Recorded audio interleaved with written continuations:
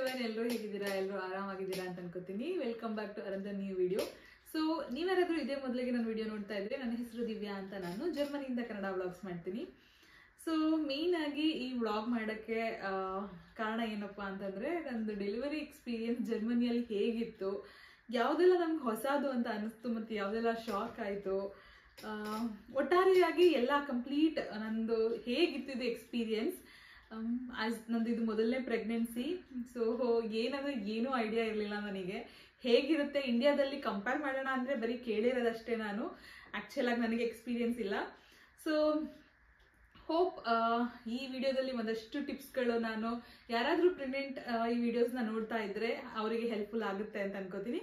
ಮತ್ತು ಯಾರಾದರೂ ಜರ್ಮನಿಯಿಂದ ಈ ವ್ಲಾಗ್ನ ನೋಡ್ತಾ ಇದ್ರೆ ನಿಮ್ಗಂತೂ ಪಕ್ಕಾ ಹೆಲ್ಪ್ ಆಗೇ ಆಗುತ್ತೆ ಈ ವಿಡಿಯೋ. ಸೊ ಎಲ್ಲಿಂದ ಶುರು ಮಾಡೋಣ? ಇಲ್ಲಿ ಹಾಸ್ಪಿಟಲಿಗೆ ಹೋಗ್ದಲ್ಲ ನಾನು, ಆ ಮೂಮೆಂಟಿಂದ ನನಗೆ ಮನೆಗೆ ಬರೋವರೆಗೆ ಎಕ್ಸ್ಪೀರಿಯನ್ಸ್ ಕಂಪ್ಲೀಟಾಗಿ ಹೇಗಿತ್ತು ಹಾಸ್ಪಿಟಲಲ್ಲಿ ಜರ್ಮನಿಯಲ್ಲಿ ಅಂತ ಅನ್ನೋದನ್ನ ನಾನು ನಿಮ್ಮ ಜೊತೆ ಶೇರ್ ಮಾಡ್ಕೋತೀನಿ.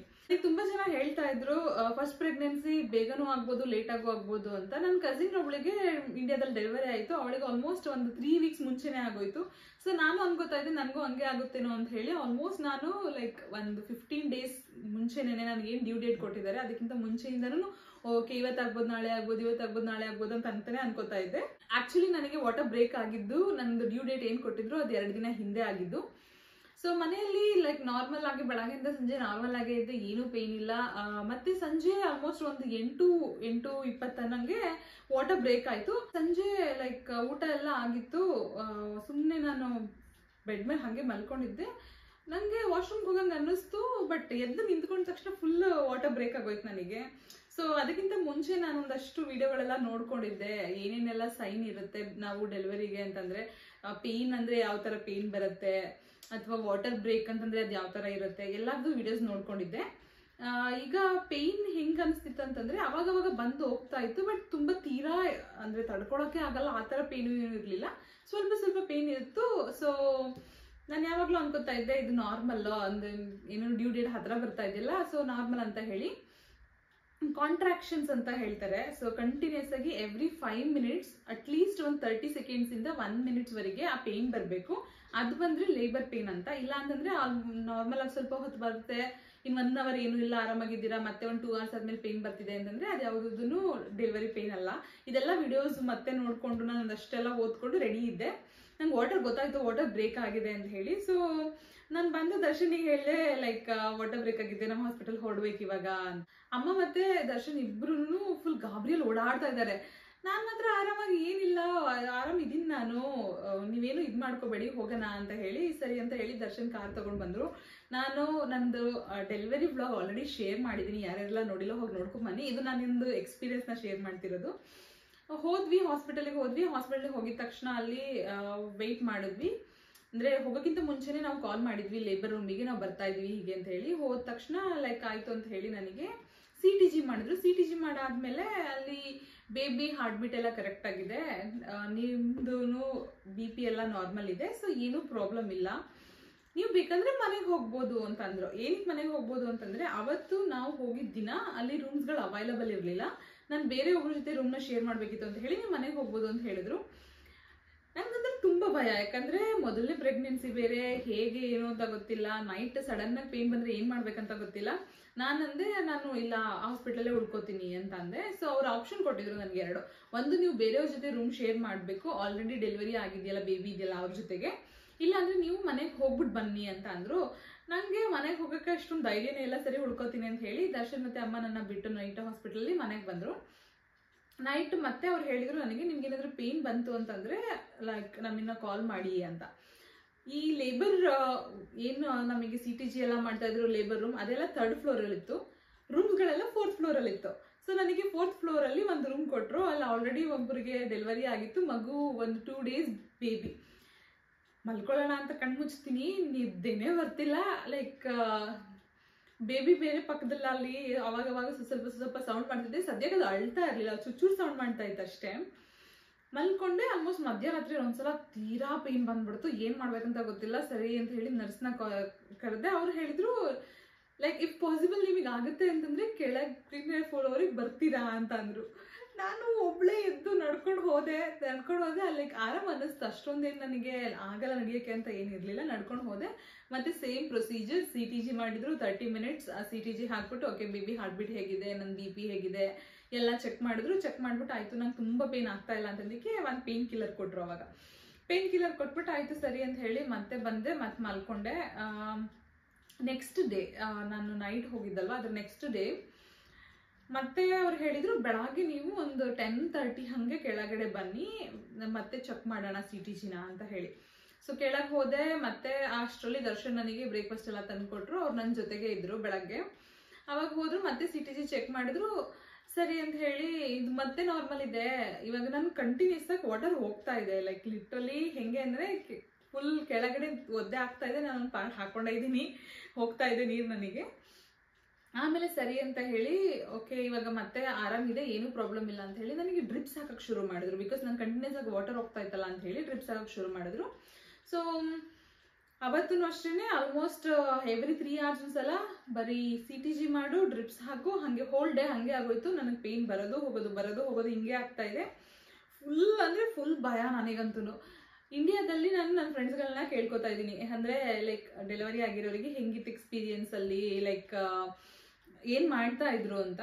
ನಂಗೆ ಗೊತ್ತಿರೋ ಪ್ರಕಾರ ಇಂಡಿಯಾದಲ್ಲಿ ವಾಟರ್ ಬ್ರೇಕ್ ಆಯಿತು ಅಂತ ಅಂದರೆ ಇಮಿಡಿಯೇಟ್ ಆಗಿ ಅಥವಾ ಲೈಕ್ ವಿತಿನ್ 6 hours ಡೆಲಿವರಿ ಮಾಡ್ತಾರಂತೆ. ಲೈಕ್ ಏನಾದರೂ ಡೆಲಿವರಿ ಆಗಿಲ್ಲ ಅಂತಂದರೆ, ಏನಾದ್ರೂ ಪೇಯ್ನ್ ಬಂದಿಲ್ಲ ಅಂತಂದರೆ ಪೇಯ್ನ ಇಂಡ್ಯೂಸ್ ಮಾಡಿ ಒಂದು ಅಟ್ಲೀಸ್ಟ್ ಒಂದು 8 hours ಒಳಗಡೆ ಡೆಲಿವರಿ ಆಗೋ ಥರ ಮಾಡ್ತಾರಂತೆ.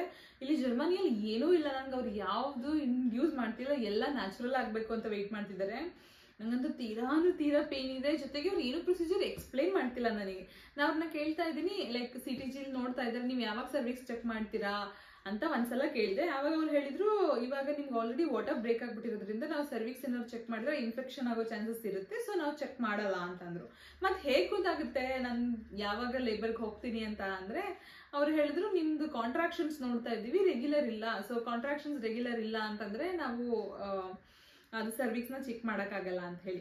ಅವತ್ತು ನೈಟ್ ಕೂಡ ಹಾಗೆ ಆಯಿತು.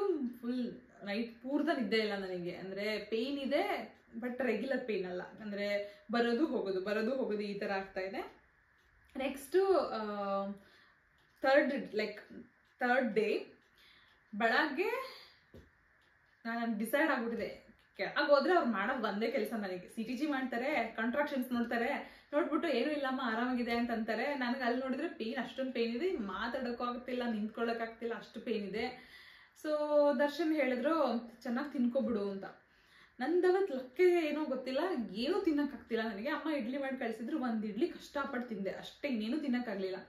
ತುಂಬ ಅಂದರೆ ತುಂಬ ಪೇಯ್ನು. ಆಮೇಲಿಂದ ಒಂದು ಸ್ವಲ್ಪ ಇವರು ಐಸ್ ಕ್ರೀಮ್ ಎಲ್ಲ ತಂದುಕೊಟ್ರು, ಒಂದು ಸ್ವಲ್ಪ ಐಸ್ ಸ್ವಲ್ಪ ಇದು ಮಾಡ್ತಾ ಇದ್ದೆ, ಒಂಚೂರು ಪೇಯ್ನ್ ಕಮ್ಮಿ ಆಗುತ್ತೆ ಅಂತ ಹೇಳಿ.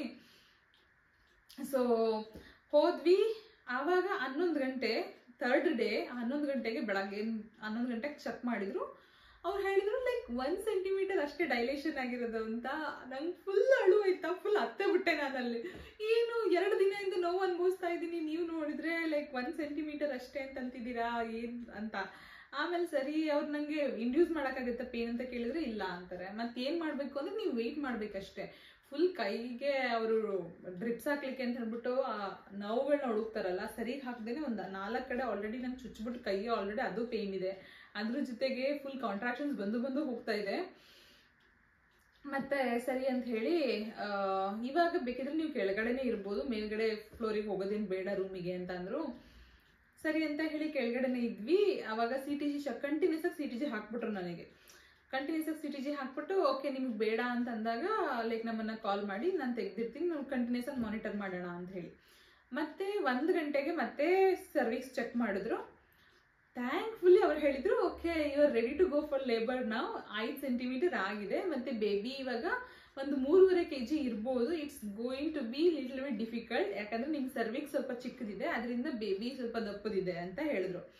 ನನಗೆ ಫೈನಲಿ 1-2 ದಿನ ಆಗಿದ್ಮೇಲಿಂದ ಲೇಬರ್ ರೂಮ್ ಕಳಿಸ್ತಾ ಇದಾರಲ್ಲ ಅಂತ ಖುಷಿ ಒಂದ್ ಕಡೆ, ಇನ್ನೊಂದ್ ಕಡೆ ಫುಲ್ ಪೇಯ್ನು, ಮಾತಾಡ್ಲಿಕ್ಕೂ ಆಗ್ತಿಲ್ಲ, ಏನೂ ಇಲ್ಲ. ಫುಲ್ ಒಂದೇ ಕೆಲಸ ಮಾಡಿದ್ ನಾನು ಫಸ್ಟಿಂದ ಕೊನೆವರೆಗೂ. ಡೀಪ್ ಬ್ರೀತ್ ತಗೋ, ಇಷ್ಟೇ ಮಾಡಿದ್ದು, ಮಾತು ಆಡ್ತಾ ಇಲ್ಲ, ಏನು ಮಾಡ್ತಿರ್ಲಿಲ್ಲ, ಕಂಟಿನ್ಯೂಸ್ ಆಗಿ ಇದೇ ಮಾಡ್ತಾ ಇದ್ದೆ. ಲೇಬರ್ ರೂಮಿಗೆ ಹೋದ್ಮೇಲಿಂದ ಅಲ್ಲಿ ಮತ್ತೆ ಒಂದು ಬೇರೆ ಬೇರೆ ತರ ಪೊಸಿಷನ್ಸ್, ಈ ತರ ಲೈಕ್ ಎಕ್ಸಸೈಸಸ್ ಮಾಡಿ ಕೂತ್ಕೊಳ್ಳಿ, ಹಿಂಗೆ ಎದ್ದೇಳಿ ಅಂತ ಹೇಳಿ ಬೇರೆ ಬೇರೆ ಬೇರೆ ಎಕ್ಸಸೈಸ್ ಎಲ್ಲ ಮಾಡಿಸ್ತಾ ಇದ್ರು. ಒಂದು 5 o'clock ಅಂತ ಅನ್ಕೊಳ್ಳಿ, 4:30 5 o'clock ಆಯ್ತು. ಆವಾಗ ಆಲ್ಮೋಸ್ಟ್ ಇನ್ನೊಂದ್ಸಲ ಚೆಕ್ ಮಾಡಿದ್ರು, like cervix is almost 10 centimeter dilated. ನಾವು ಇವಾಗ ನಿಮ್ಮನ್ನ ಲೇಬರ್ ಬೆಡ್ಗೆ ಶಿಫ್ಟ್ ಮಾಡ್ಬೋದು, ಬಟ್ ಯಾವಾಗ ಇದಾಗುತ್ತೆ ಅಂತ ಹೇಳಕ್ಕಾಗಲ್ಲ, ಡೆಲಿವರಿ ಯಾವಾಗ ಆಗುತ್ತೆ ಅಂತ ಹೇಳಕ್ಕಾಗಲ್ಲ. ನೀವು ಎಪಿಡ್ಯೂರಲ್ ತಗೋತೀರಾ ಅಂತ ಅಷ್ಟೊತ್ತವರೆಗೂ ಅವ್ರು ಯಾರು ಕೇಳಿರ್ಲಿಲ್ಲ ಆಯ್ತಾ, ಎಪಿಡ್ಯೂರಲ್ ತಗೋತೀರಾ ಅಂತ. ಆ ಮೂಮೆಂಟಲ್ಲಿ ಕೇಳಿದ್ರು ನನಗೆ ಎಪಿಡ್ಯೂರಲ್ ತಗೋತೀರಾ ಅಂತ. ಲೈಕ್ ಯಾಕೆ ಕೇಳಿದ್ರೆ ಗೊತ್ತಿಲ್ಲ, ಅವರು ನನಗೆ ತೀರಾ ಪೇನಲ್ಲಿ ಇದ್ದೆ, ನಂಗೆ ಗೊತ್ತಿತ್ತು ಅದ್ರದ್ದು ಸೈಡ್ ಎಫೆಕ್ಟ್ಸ್ ಎಲ್ಲ ಗೊತ್ತಿತ್ತು, ಎಪಿಡ್ಯೂರಲ್ ತಗೊಂಡ್ರೆ ಏನಾಗುತ್ತೆ ಅಂತೆಲ್ಲ ಗೊತ್ತಿತ್ತು. ಹಂಗಿದ್ದನ್ನು ಅವ್ರು ಕೇಳಿದ ತಕ್ಷಣ ಇಮಿಡಿಯೇಟ್ ಆಗಿ ನಾನು ಏನು ಯೋಚನೆ ಮಾಡಲಿಲ್ಲ, ನಾನು ಹ್ಞೂ ತಗೋತೀನಿ ಅಂತ. ಪಾಪ ದರ್ಶನ್ ನನ್ನ ಜೊತೆಗಿದ್ದಾರೆ. ಲೈಕ್ ಜರ್ಮನಿಯಲ್ಲಿ ಹಸ್ಬೆಂಡ್ನ ಅಲೋ ಮಾಡ್ತಾರೆ ಲೇಬರ್ ರೂಮ್ ಒಳಗಡೆ, ಅವ್ರು ನನ್ನ ಜೊತೆಗೆ ಇದ್ರು. ಲೈಕ್ ಕಂಪ್ಲೀಟ್ ಆಗಿ ಸೆಕೆಂಡ್ ಡೇ ಇಂದ ಜೊತೆಗೆ ಇದ್ರು. ಅವರು ನನ್ನ ಜೊತೆಗೆ ನಿದ್ದೆ ಮಾಡಿಲ್ಲ. ನಾನು ಕಂಪ್ಲೀಟ್ ಆಗಿ ಅವರು ಲೈಕ್ ಅವ್ರ ಕೈ ಹಿಡ್ಕೊಳ್ಳೋದು, ಡೀಪ್ ಬ್ರೀತ್ ತಗೊಳ್ಳೋದು ಇದೇ ಮಾಡಿದ್ದೀನಿ ನಾನು ಫುಲ್ಲು. ಸೊ ಅವ್ರು ಹೇಳ್ತಿದ್ದಾರೆ ಬೇಡ ಲೈಕ್ ಇನ್ನೊಂದು ಸ್ವಲ್ಪ ಇಷ್ಟೇ ತಡ್ಕೊಂಡಿದೀಯಂತ 2 ದಿನದಿಂದ, ಇದೊಂದು ಸ್ವಲ್ಪ ಹೊತ್ತು ಅಷ್ಟೇ ಅಂತ ಹೇಳ್ತಿದ್ದಾರೆ. ನಾನು ಇಲ್ಲ ನನ್ನ ಕೈಲಿ ಆಗೋದೇ ಇಲ್ಲ, ನಾನು ಬೇಕೇ ಬೇಕು ಅಂತಿದ್ದೀನಿ. ಸರಿ ಅಂತ ಹೇಳಿ ಆಯ್ತು ಸೈನ್ ಮಾಡ್ಲಾ ಅಂತಂದ್ರು. ಅವ್ರು ನೋಡೋಕ್ಕಾಗದೆ ನನ್ನ ಸೈನ್ ಮಾಡಿದ್ರು. ಎಪಿಡ್ಯೂರಲ್ ಪ್ರೊಸೀಜರ್ಗೆ ಅವ್ರು ಎಕ್ಸ್ಪ್ಲೈನ್ ಮಾಡಿದ್ರು ಹಿಂಗೆ ಇರುತ್ತೆ ಪ್ರೊಸೀಜರ್ ಅಂತ ಹೇಳಿ. ಸರಿ ಎಪಿಡ್ಯೂರಲ್ ಹಾಕಿದ್ದು ಒಂದು 10 minutes ಇಂದ ಓಕೆ ಒಂಥರ ಆರಾಮ್ ಅನ್ಸಕ್ ಶುರು ಆಯ್ತು, ಪೇನ್ ಎಲ್ಲ ಕಮ್ಮಿ ಆಯ್ತು. 5 ಗಂಟೆಗೆ ಹಾಕಿದ್ರು, 6:30 ತನಕ ಓಕೆ, ಮತ್ತೆ ಆರಾಮ್ ಅನಿಸ್ತಿದೆ ನನಗೆ, ಏನು ಅಷ್ಟೊಂದು ಕಾಂಟ್ರಾಕ್ಷನ್ಸ್ ಫೀಲ್ ಆಗ್ತಾ ಇಲ್ಲ ಅಂತ ಅನ್ಕೋತಾ ಇದ್ದೆ. 6:30 ಆಯ್ತಾ ಮತ್ತೆ ಶುರುವಾಯ್ತು. ನಾನು ಅವ್ರನ್ನ ಕೇಳ್ತಾ ಇದ್ದೀನಿ, ಲೈಕ್ ಮತ್ತೇನು ಪೇನ್ ಬರ್ತಾ ಇದೆಯಲ್ಲ, ಏನ್ ಮಾಡೋದು, ಏನಕ್ಕೆ ಅಂದ್ರೆ ಅವ್ರು ಹೇಳ್ತಿದ್ದಾರೆ you have to feel the pain, ಅವಾಗನೇ ಅಲ್ವಾ ನೀವು ಪುಷ್ ಮಾಡ್ಲಿಕ್ಕಾಗೋದು ಅಂತ. ಮತ್ತೆ ನಾನು ಲೈಕ್ ಮತ್ತೆ ಎಪಿಡ್ಯೂರಲ್ ತಗೊಂಡಿದ್ ಯೂಸ್ ಏನು, ಎಪಿಡ್ಯೂರಲ್ ತಗೊಂಡಿದ್ರೆ ಪೇನ್ಲೆಸ್ ಡೆಲಿವರಿ ಅಂತೆಲ್ಲ ಹೇಳ್ತಾರಲ್ಲ ಅಂದಿದ್ದಕ್ಕೆ ಆಮೇಲೆ ಹೇಳಿದ್ರು ಇಲ್ಲ, ಜರ್ಮನಿಯಲ್ಲಿ ಡೋಸೇಜ್ ನಾವು ಲೈಕ್ ತುಂಬಾ ಮೀಡಿಯಂ ಅಷ್ಟೇ ಕೊಡೋದು, ನಾನು ಹೈ ಡೋಸೇಜ್ ಕೊಡಲ್ಲ. ಸೊ ಲೈಕ್ ನೀವು ನಾರ್ಮಲ್ ಡೆಲಿವರಿ, ನಂದು ಅವರು ಸಿ ಸೆಕ್ಷನ್ ಮಾಡಲೇ ಇಲ್ಲ. ಸೊ ನಾನು ಇದನ್ನ ಫಸ್ಟೇ ಹೇಳ್ಬೇಕಿತ್ತು ನಿಮಗೆ. ನಾನು ಒಂದು ಪಾಯಿಂಟ್ ಆಫ್ ಅಲ್ಲಿ ನಾನು ಗಿವ್ ಅಪ್ ಮಾಡಿ ನಾನು ಸಿ ಸೆಕ್ಷನ್ ಮಾಡ್ಲಿ ಅಂತ ಕೇಳಿದ್ರು they are like no, everything is fine, we will wait for the normal delivery ಅಂತ ಹೇಳಿ. ನಂಗೆ ವೆಜಾನಲ್ ಡೆಲಿವರಿನೇ ಆಗಿದ್ದು.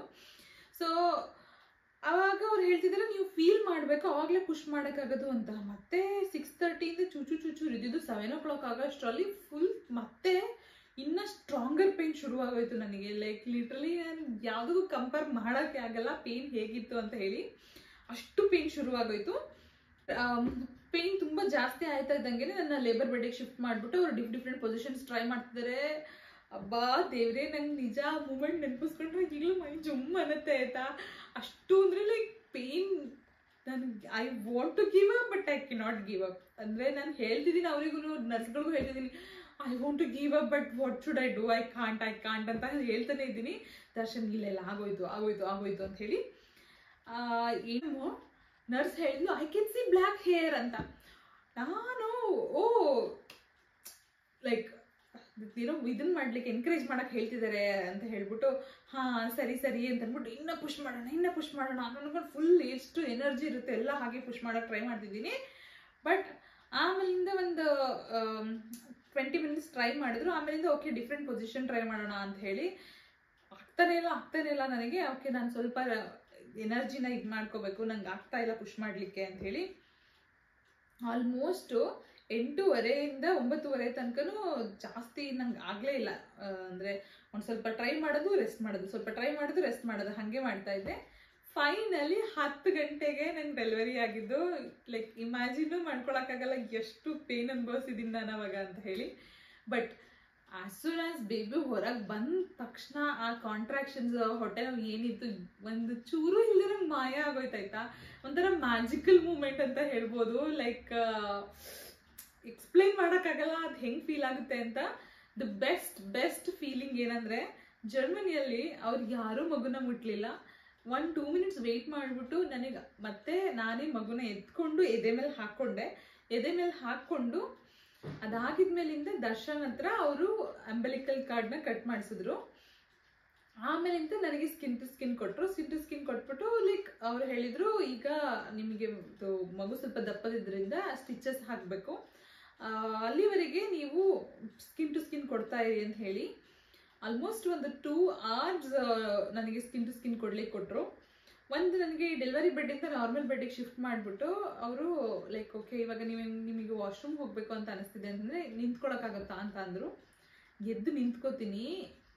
ನಂಗೆ ನೆಕ್ಸ್ಟ್ ಮೂಮೆಂಟ್ ಏನಾಗಿದೆ ಅಂತ ಗೊತ್ತಿಲ್ಲ, ಬಿದ್ದೋಗ್ಬಿಟ್ಟಿದ್ದೀನಿ ನಾನು. ದರ್ಶನಿಗೆ ಫುಲ್ ಗಾಬರಿ ಅಂದರೆ ಗಾಬರಿ. ನನ್ನ ಜೊತೆಗೆ ಅಲ್ಲಿ ಇದ್ದಿದ್ದು ಇನ್ನೊಬ್ರು ಜೂನಿಯರ್ ನರ್ಸ್, ಅಲ್ಲಿ ಅವ್ರಿಗೂ ಏನು ಮಾಡ್ಬೇಕಂತ ಗೊತ್ತಾಗ್ತಿಲ್ಲ. ಅವರು ನನ್ನ ವಾಶ್ರೂಮ್ ಕರ್ಕೊಂಡು ಹೋಗ್ಲಿಕ್ಕೆ ಅಂತ ಹಿಂಗೆ ಹಿಡ್ಕೊಂಡಿದ್ದಾರೆ, ಬಿದ್ದೋಗ್ಬಿಟ್ಟಿದ್ದೀನಿ ನಾನು ಅಲ್ಲೇ. ಅವ್ರು ನನಗೆ ನೆಕ್ಸ್ಟ್ ಮೂಮೆಂಟ್ ಕಂಡುಬಿಡ್ತಾ ಇದ್ರೆ ಲೈಕ್ ಏನಾಯ್ತು ಅಂತ ಗೊತ್ತಿಲ್ಲ. ನಾನು ಎಲ್ಲರೂ ಸುತ್ತಮುತ್ತ ಡಾಕ್ಟರ್ ಎಲ್ಲ ಇದ್ದಾರೆ. ಏನಾಯ್ತು ಅಂತ ನೋಡ್ತಾ ಇದ್ದೀನಿ. ಎಲ್ಲರೂ okay are you all right ಅಂತ ಅನ್ಕೊಂಡು BP ಎಲ್ಲ ಚೆಕ್ ಮಾಡ್ತಿದ್ದಾರೆ, ಎಲ್ಲ ಇದು ಮಾಡ್ತಿದ್ದಾರೆ. ಆಮೇಲಿಂದ ಸರಿ ಅಂತ ಹೇಳಿ, ಸರಿ ನೀವು ವಾಶ್ರೂಮ್ಗೆ ಹೋಗೋದು ಬೇಡ, ಸ್ಟಿಚಸ್ ಹಾಕ್ಲಿಕ್ಕೆ ಏನೇನು ಇದು ಮಾಡಬೇಕು ಇಲ್ಲೇ ಮಾಡೋಣ ಅಂತ ಹೇಳಿ ನನಗೆ ಮತ್ತೆ ಅಲ್ಲೇ ಪೀ ಮಾಡಲಿಕ್ಕೆ ಒಂದು ವ್ಯವಸ್ಥೆ ಮಾಡಿ ನೆಕ್ಸ್ಟ್ ಸ್ಟಿಚಸ್ ಹಾಕಿದ್ರು. ಮೋಸ್ಟ್ಲಿ ಇಲ್ಲಿ ನಾನು ಮಾಡಿದ ಒಂದು ತಪ್ಪೇನು ಅಂತಂದರೆ, ಬೆಳಗ್ಗೆ ದರ್ಶನ್ ನನಗೆ ತುಂಬ ಇನ್ಸಿಸ್ಟ್ ಮಾಡಿದ್ರು ಊಟ ಮಾಡು ಅಂತ ಹೇಳಿ. ನಾನೇನೇ ಸ್ವಲ್ಪ ಬೇಡ ನಂಗೆ ಆಗ್ತಿಲ್ಲ, ನಂಗೆ ತಿನ್ನೋಕ್ಕಾಗ್ತಿಲ್ಲ, ನಂಗೆ ವಾಮಿಟ್ ಬರೋಂಗಾಗ್ತಿದೆ, ನಂಗೆ ಸೇರ್ತಿಲ್ಲ ಅಂತ ತಿನ್ನಲಿಲ್ಲ. ತುಂಬ ಅಂದರೆ ತುಂಬ ಲೈಕ್ ನಂದು ಎನರ್ಜಿ ಎಲ್ಲ ಹೋಗ್ಬಿಟ್ಟು ಸುಸ್ತಾಗ್ಬಿಟ್ಟಿದ್ದೆ. ಅದರಿಂದ ಬಿದ್ದೋಗ್ಬಿಟ್ಟಿದ್ದೆ ನಾನು, ಬೇರೆ ಏನೂ ಪ್ರಾಬ್ಲಮ್ ಇರಲಿಲ್ಲ. ಸರಿ ಅಂತ ಹೇಳಿ ನಮ್ಮನ್ನು ವಾರ್ಡಿಗೆ ಶಿಫ್ಟ್ ಮಾಡೋ ಅಷ್ಟರಲ್ಲಿ ಆಲ್ಮೋಸ್ಟ್ 2 o'clock ಆಯಿತು. ಏನಕ್ಕೆ ಅಂತಂದರೆ 1-2 hours ಫಸ್ಟ್ ಡೆಲಿವರಿ ಆದ್ಮೇಲೆ ಬಿಟ್ಬಿಟ್ರು ನನ್ನ 12 o'clock ತನಕ ಮಗು ಜೊತೆಗೆ. ಆಮೇಲಿಂದ ಬಂದು ಮಗುದು ಮೆಷರ್ಮೆಂಟ್ಸು ಮತ್ತು ತೂಕ ಎಷ್ಟು ಲೆಂತ್ ಇದ್ದಾನೆ ಎಲ್ಲದರದ್ದೆಲ್ಲದನ್ನು ಚೆಕ್ ಮಾಡಿದ್ರು. ಚೆಕ್ ಮಾಡಿ ಆದ್ಮೇಲಿಂದ ನೆಕ್ಸ್ಟ್ ರೂಮಿಗೆ ಶಿಫ್ಟ್ ಮಾಡಿದ್ರು. ಏನಾಯ್ತು ಅಂತಂದರೆ ಇಮ್ಯಾಜಿನೂ ಮಾಡೋಕ್ಕಾಗಲ್ಲ. ಬೆಳಗ್ಗೆ ಎದ್ದೇಳ್ತೀನಿ, ಎದ್ರೆ ಫುಲ್ ಅಂತಂದರೆ ಫುಲ್ ಇಲ್ಲಿ ಹಿಡ್ಕೊಂಡ್ಬಿಟ್ಟಿದೆ ನನಗೆ ಕತ್ತತ್ರ. ಹಿಂಗೂ ತಿರ್ಗಕ್ಕಾಗ್ತಿಲ್ಲ. ಫುಲ್ ಅಂದರೆ ಫುಲ್ ಪೇಯ್ನು. ಮತ್ತು ಹಿಂದೆ ಬ್ಯಾಕ್ ಫುಲ್ ಇಲ್ಲಂತೂ ಫುಲ್ ಪೇಯ್ನ್ ಇದೆ. ನನಗೆ ಏನಾಗ್ತಿದೆ ಅಂತಲೇ ಗೊತ್ತಾಗ್ತಿಲ್ಲ. ಮೋಸ್ಟ್ಲಿ ನಾನು ಅನ್ಕೋತಿದ್ದೀನಿ ಲೈಕ್ ಡೆಲಿವರಿ, ಅದು ನಾರ್ಮಲ್ ಡೆಲಿವರಿ ಇದೆಲ್ಲ ಕಾಮನ್ ಅನಿಸುತ್ತೆ ಅದಕ್ಕೆ ಅಂತ ಹೇಳಿ. ಬಟ್ ಡಾಕ್ಟರು ಅದು ಒಂದು ಮಧ್ಯಾಹ್ನ ಹಾಗೆ ಬಂದಾಗ ಅವ್ರು ಕೇಳ್ತಿದ್ದಾರೆ ನಂಗೆ ಹಿಂಗೆ ಮೂವ್ ಮಾಡೋಕ್ಕಾಗ್ತಾ ಇಲ್ಲ ಅಂತಂದಾಗ ಅವ್ರು ಹೇಳಿದರು ಓಕೆ ಇದು ಮೋಸ್ಟ್ಲಿ ಎಪಿಡ್ಯೂರಲ್ ತಗೊಂಡಿದ್ರಲ್ಲ ಅದರಿಂದ ಆಗಿರ್ಬೋದು, ಬಟ್ ಹೊಟ್ಟೋಗುತ್ತೆ, ಇದು ತುಂಬ ಟೈಮ್ ಏನು ಇರಲ್ಲ ಅಂತ ಹೇಳಿ.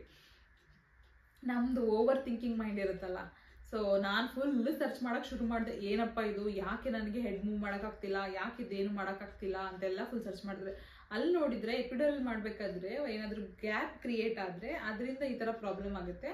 ವರ್ಸ್ಟ್ ಕೇಸ್ ಅದನ್ನು ಬ್ಲಡ್ ಪ್ಯಾಚ್ ಕೊಟ್ಟು ಅದನ್ನು ಮತ್ತೆ ಬ್ಲಡ್ ಪ್ಯಾಚ್ ಕೊಡಬೇಕಾಗತ್ತೆ ಅಂತ ಇತ್ತು. ನಾನು ಒಂದು ಎಪಿಡ್ಯೂರಲ್ ತೊಗೊಂಡೇ ಇಷ್ಟು ಅನುಭವಿಸ್ತಾ ಇದ್ದೀನಿ, ಈಗ ಇನ್ನೊಂದು ತೊಗೋಬೇಕಾ ಅಂತ ಫುಲ್ ತಲೆಯಲ್ಲಿ ಫುಲ್ ಓವರ್ ಥಿಂಕಿಂಗ್ ಎಲ್ಲ ನಡೀತಾ ಇದೆ. ಫಸ್ಟ್ 1 week ಅಷ್ಟೊಂದು ನಾನು ಮದರ್ಹುಡ್ನ ಎಂಜಾಯ್ ಮಾಡೋಕ್ಕಾಗಲಿಲ್ಲ. ಬಿಕಾಸ್ ನನಗೆ ಊಟ ಮಾಡಬೇಕು ಅಂತ ಅಂದ್ರೂ ಹಿಂಗೆ ಕುತ್ಕೊಂಡು ನಾನು ಹಿಂಗೆ ಹೋಗ್ತಿದ್ದೆ. ನನಗೆ ಹಿಂಗೆ ಬಗ್ಗಕ್ಕೂ ಆಗ್ತಿಲ್ಲ, ಅಷ್ಟು ಪೇಯ್ನ್ ಇದೆ ನನಗೆ. ಮತ್ತು ಮಗುಗೆ ಹಾಲು ಕುಡಿಸ್ಬೇಕು ಅಂತಂದ್ರೂ ನಾನು ಮಗು ನೋಡೋಕ್ಕಾಗ್ತಿಲ್ಲ. ಹಿಂಗೆ ಇಟ್ಕೊಂಡು ಸುಮ್ಮನೆ ಹಿಂಗೆ ಇಟ್ಕೊಂಡಿದ್ದೀನಿ ಅಷ್ಟೇ, ಮಗು ಕುಡಿತಾ ಇದೆಯಿಲ್ಲ ಅಂತ ಹಿಂಗೆ ನೋಡೋಕ್ಕೂ ಆಗ್ತಿಲ್ಲ ನನಗೆ, ಅಷ್ಟು ಪೇಯ್ನು. ಸ್ಟ್ರೇಟ್ ಲೈ ಡೌನ್ ಮಾಡಿದರೆ ಏನೂ ಪೇಯ್ನ್ ಇಲ್ಲ, ಅಂದರೆ ಕಂಪ್ಲೀಟಾಗಿ ಫ್ಲ್ಯಾಟ್ ಸರ್ಫೇಸಲ್ಲಿ ಮಲ್ಕೊಂಡ್ರೆ ಏನೂ ಇಲ್ಲ. ಹಿಂಗೆ ಕೂತ್ರೆ ನೋವು, ನಿಂತ್ಕೊಂಡ್ರೆ ನೋವು. 1 ವಾರ ಅಂತೂ ಫುಲ್ ಅಂದರೆ ಫುಲ್ ಪೇಯ್ನು. ದರ್ಶನಿಗಂತೂ ಫುಲ್ ಭಯ, ಏನು ಹಿಂಗಾಗೋಯ್ತಲ್ಲಪ್ಪ, ನೆಕ್ಸ್ಟ್ ಮತ್ತೆ ಏನಾದ್ರೂ ಆ ಬ್ಲಡ್ ಪ್ಯಾಚ್ ಎಲ್ಲ ಕೊಡಿಸ್ಬೇಕು ಅಂದರೆ ಏನು ಮಾಡೋದು ಅಂತ ಹೇಳಿ ನಾವು ಹಾಸ್ಪಿಟ್ಲಲ್ಲಿ ಅದೇ ವಿಷಯದಿಂದ ನನಗೆ ಹಾಲು ಸ್ವಲ್ಪ ಕಡಿಮೆ ಆಗಿತ್ತು. ಅದಕ್ಕೆ ಪ್ಲಸ್ ನನಗೆ ಈ ಪೇಯ್ನ್ ಇತ್ತಲ್ಲ ಅಂತ ಹೇಳಿ 1-2 ದಿನ ಜಾಸ್ತಿ ಉಳಿಸ್ಕೊಂಡ್ರು. ಮನೆಗೆ ಬಂದ ದಿನನೂ ನನಗಿನ್ನ ಲೈಕ್ 5 ದಿನ ಆದಮೇಲೆ ಮನೆಗೆ ಬಂದೆ ನಾನು. ಮನೇಲೂ ಪೇಯ್ನ್ ಇತ್ತು. 1 ವಾರ ಆಗ್ತಾ ಸ್ವಲ್ಪ ಕಮ್ಮಿ ಆಯಿತು. 15 days ಅಷ್ಟರಲ್ಲಿ ಆಲ್ಮೋಸ್ಟ್ ಎಲ್ಲ ಹೊರಟೋಯ್ತು ಪೇಯ್ನು. ಸೊ ನಾನು ಎಕ್ಸ್ಪೀರಿಯನ್ಸಿಂದ ಹೇಳೋದೇನು ಅಂತಂದರೆ, ನೀವೇನಾದರೂ ಫೈನಲ್ ಮೂಮೆಂಟ್ವರೆಗೂ ತಡ್ಕೊಂಡಿದ್ದೀರಾ ಪೇಯ್ನ ಅಂತಂದರೆ ಎಪಿಡ್ಯೂರಲ್ಗೆ ಹೋಗಬೇಡಿ. ಬಿಕಾಸ್ ಆ 1 hour ಏನು ನಿಮಗೆ ಆ ಪೇಯ್ನ್ ಕಮ್ಮಿ ಆಗುತ್ತೆ ಅದು ಆ ಮೂಮೆಂಟಿಗೆ ಅಷ್ಟೇ. ಅದಾದ್ಮೇಲಿಂದ ನೆಕ್ಸ್ಟ್ ಡೆಲಿವರಿ ಆದಮೇಲೆ ಅದ್ರ ಸೈಡ್ ಎಫೆಕ್ಟ್ ಇದೆಯಲ್ಲ ತುಂಬ ಇದೆ. ಅದು ನಾನು ಅನುಭವಿಸಿರೋದ್ರಿಂದ ಹೇಳ್ತಿದ್ದೀನಿ. ನನಗೆ ವಾಶ್ರೂಮಲ್ಲಿ ಕುತ್ಕೊಳ್ಳೋಕ್ಕಾಗ್ತಿಲ್ಲ, ಕುತ್ಕೊಂಡು ಊಟ ಮಾಡೋಕ್ಕಾಗ್ತಿಲ್ಲ, ಕುತ್ಕೊಂಡು ಫೀಡ್ ಮಾಡೋಕ್ಕಾಗ್ತಿಲ್ಲ.